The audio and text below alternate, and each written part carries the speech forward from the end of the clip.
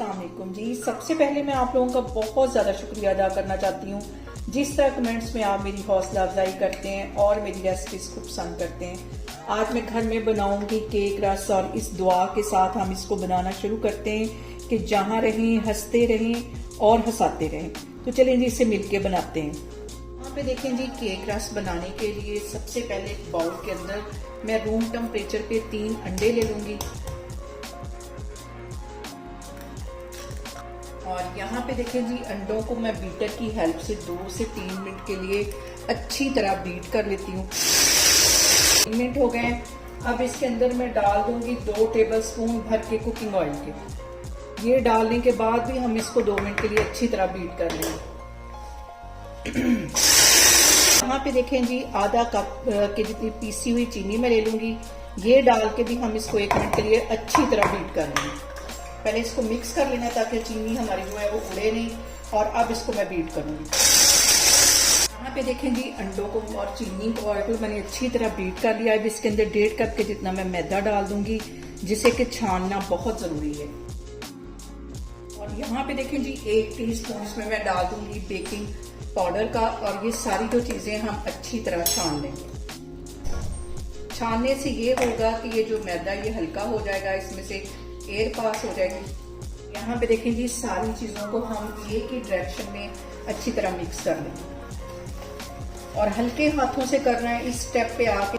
यहाँ पे देखें जी इसके अंदर मैं डाल दूंगी 2 से 3 टेबलस्पून के करीब रूम टेम्परेचर पे ये दूध है, ये इसमें चला जाएगा। और इसके साथ ही चंद ड्रॉप्स इसके अंदर मैं डाल दूंगी वनीला एसेंस के, जो अंडे की स्मेल को खत्म करता है और इजीली हमें किसी भी जनरल स्टोर से मिल जाता है। ये डालने के बाद इसको हल्के हाथों से हम मिक्स करेंगे। दूसरी साइड पे मैंने चूल्हे के ऊपर कढ़ाई रख दी है। इसको प्रीहीट होने के लिए तकरीबन 10 मिनट हो गए। इसको मैं मिक्स कर लेती हूँ। यहाँ पे मैंने ले लिया बेकिंग ट्रे, इसके ऊपर लगा लिया मैंने बटर पेपर और चंद ड्रॉप्स इसके ऊपर मैंने लगा दिए ऑयल के। ब्रश की हेल्प से इसे अच्छी तरह हम चारों साइडों पे लगा देंगे। और यहाँ पे देखेंगे ये सारा जो बैटर है मैं इसके अंदर डाल दूंगी और इतना ही इसको लिक्विड होना चाहिए, ऐसे जैसे रिबन की तरह गिरता है ऐसे। बाउल को मैं अच्छी तरह स्पैचुला की मदद से साफ करती हूँ। और यहाँ पे देखें जी 2 से 3 दफा ऐसे शेल्फ पे टैप करेंगे ताकि इसमें से जो एयर है वो निकल जाए। यहाँ पे देखें जी केक को 40 से 45 मिनट के लिए मैं बेक होने के लिए रखने लगी हूँ।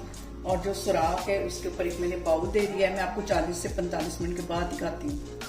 यहाँ पे देखें जी केक को बेक होते तकरीबन 40 मिनट हो गया। अब इसको चेक करते हैं और ये मैं स्टिक की हेल्प से इसको चेक करूंगी। नीचे तक इसको मैं लेके गई थी और ये देखें बिल्कुल क्लीन आई है।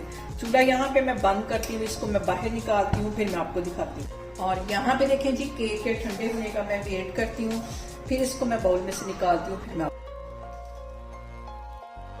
यहाँ पे देखें जी हमारा केक जो है वो बन गया है। अब हम इसके बनाते हैं केक रस। पहले इसको मैं 4 हिस्सों में डिवाइड कर लूंगी।